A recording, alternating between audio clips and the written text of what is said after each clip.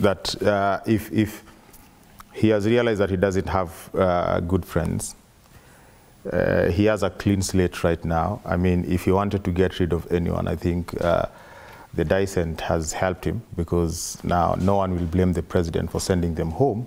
It is the people who called for this, sacking of all the cabinet secretaries.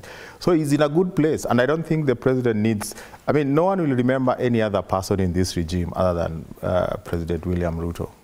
Just like in the last regime, the last 10 years, we're talking about President Uhuru Kenyatta's time, we're talking about what Kibaki did for 10 years. No one remembers who Kibaki finance minister was, no one remembers who Kibaki internal security minister was. We remember what Kibaki did for this country. And I think it puts the president in a very solid position to focus on Kenyans. This is a president who was elected entirely because of his industriousness during the campaign period. Most of these guys who joined the president, they couldn't even pull crowds unless he was in that, political rally, And to a large extent, it is the goodwill that Kenyans had of someone who had been part of the Jubilee regime for 10 years and, came out as, a proponent of the people who understood what the government ought to have done and didn't do.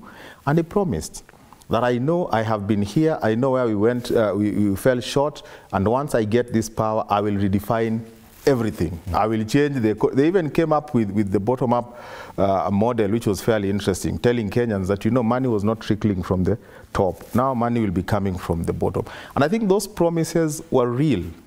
And if the president forgets about being anyone's friend, friendship can be developed after he's president. He doesn't need friends right now? I mean, he needs people who work. I mean, if you have friends who will tell you that you're smart when you're naked, why would you have those friends? He seems to have been backed into a corner, and he seems very lonely at this time. Which, for me, is a very good space to be. And I can tell you there are indications that even the president himself has thrown some of his friends under the bus.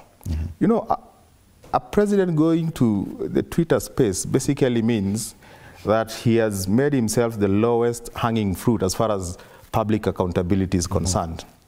And I think, for me, the indication he gave was very simple, that if I could go to Kenyans on a Twitter space and responded to their issues, none of my cabinet secretaries going forward wouldn't find time to respond to issues of Kenyans. And that's where I have an issue. I mean, it's a dichotomous kind of situation, because one, there is likely to be robust public accountability, that if you don't do the right thing, the public would call you to this space where everyone can congregate and meet and ask you questions. Yes, And the president has actually made it clear that, I mean, people will be put under scrutiny.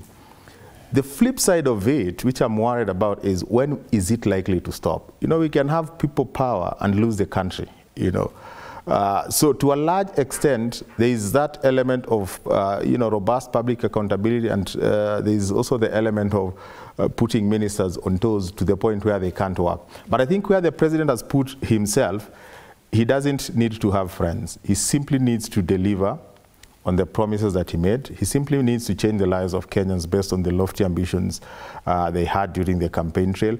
And I think once he does that, anyone who delivers will become a friend of both the president and Kenyans. Wow.